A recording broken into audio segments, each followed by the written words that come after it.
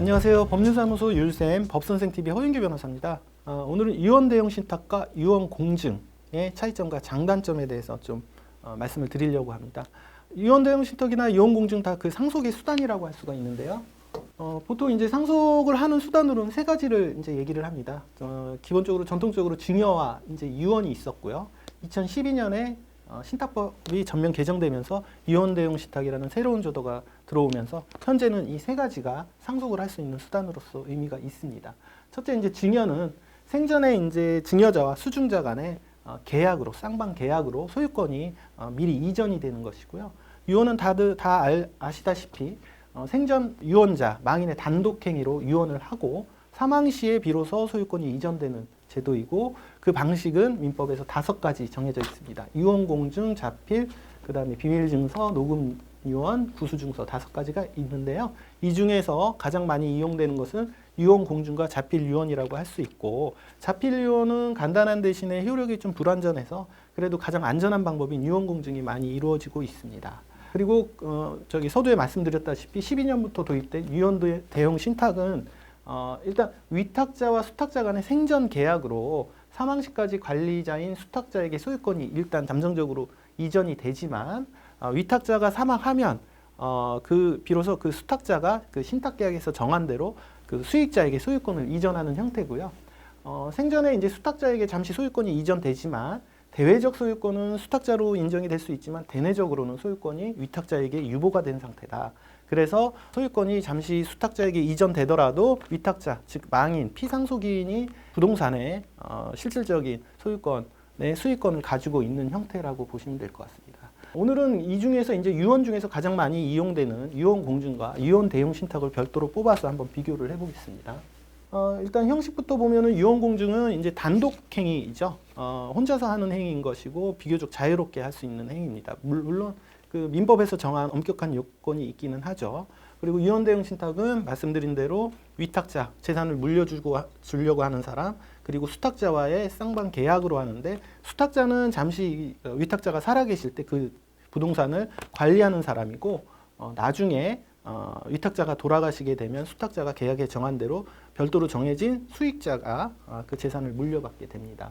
유언 공증 같은 경우에는 이제 2명의 증인이 필요하고, 대신에 이제 그 신탁 같은 경우에는 그런 증인이 필요 없고요. 그리고 유언 집행자, 나중에 유언에 따라서 등기를 집행할 때 유언 집행자가 해야 되는데, 그 유언 집행자가 그 유언 공증은 필요하지만 유언 대용 신탁은 그냥 수탁자가 사망 사실을 가지고 법원에 등기 신청하면은 바로 수익자에게 이전되는 효과가 있습니다. 방식은 유언 공증은 공증인의 공증, 유언 대용 신탁은 위탁자와 수탁자 간의 계약 등이라고요. 좀 차이점이 있다면, 차이점이라기보다는 좀 이제 유의미한 것은 유언 같은 경우에는 변경 철회가 가능합니다. 유언을 한번 했다가 나중에 돌아가시기 전에 유언을 변경할 수도 있고, 그리고 자유롭게 철회할 수도 있습니다.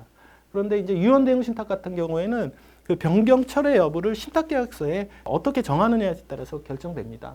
소위 얘기해서 신탁계약을 해결하기 위해서는 반드시 합의에 따라서 해야 된다라고 정할 수도 있고, 아니면 위탁자가 언제든지 해지할 수 있다라고 해서 그 해지권을 유보해놓고 언제든지 해지할 수 있도록 정할 수도 있습니다.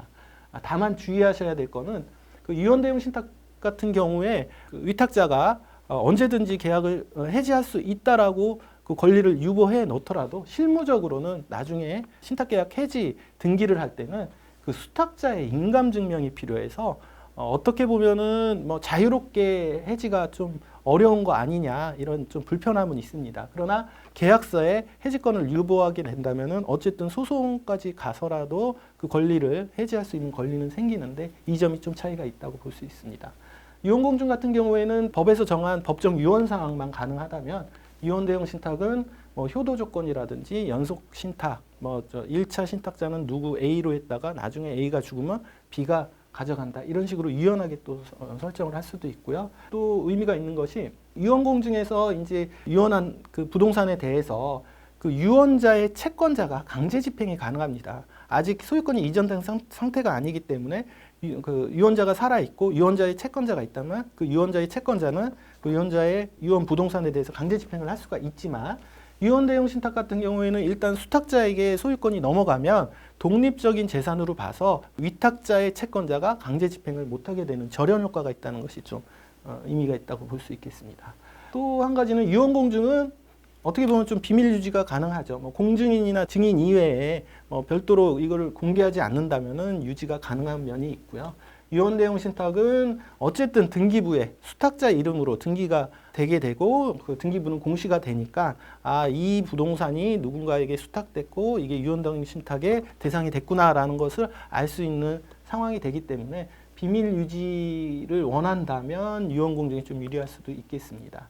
그다음에 유류분 청구 가능성과 관련해서 유언 공증에 대해서는 유류분 대상이 되고 유류분을 피해갈 수 없는 상황이지만 유언 대용 신탁에 대해서는 2020년에 그 성남지원에서 예외적으로 하급심 판례가 있었고요. 그 수탁자가 상속인이 아닌 제3자인 경우에는 1년이라는 제한에 걸려서 1년 이전에 한 그 수탁자에 대한 유언 대용 신탁 부동산은 제3자가 악의가 아닌 한 유류분의 대상이 아니라는 판례가 있습니다. 그러나 이 판례는 확정적인 판례는 아니고요. 대법원 판례도 나온 게 아니라서 명확하게 우리 법원이 유언 대용 신탁으로 유류분을 피해갈 수 있다라고 나온 판례는 아니라는 점 좀 유의하시면 될 것 같습니다. 전체적으로 좀 말씀을 드리면 각자의 장단점이 분명히 있습니다. 분명히 있는데 어떻게 보면은 유언공증 같은 경우에는 유언자한테 좀 유리한 제도라고 저는 생각을 하고 있습니다. 유언자가 언제든지 유언을 했다가 철회할 수 있다는 점 때문이죠.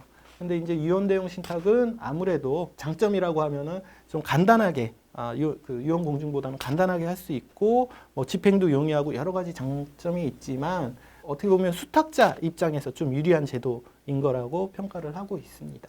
오늘은 이렇게 유언 공증하고 유언 대용 신탁 비교해서 설명을 드렸는데요. 각자의 사정에 맞춰서 어떤 제도를 이용할지 고민을 하시고 필요하시다면 언제든지 저희 그 법률사무소 율셈으로 연락 주시면 감사하겠습니다.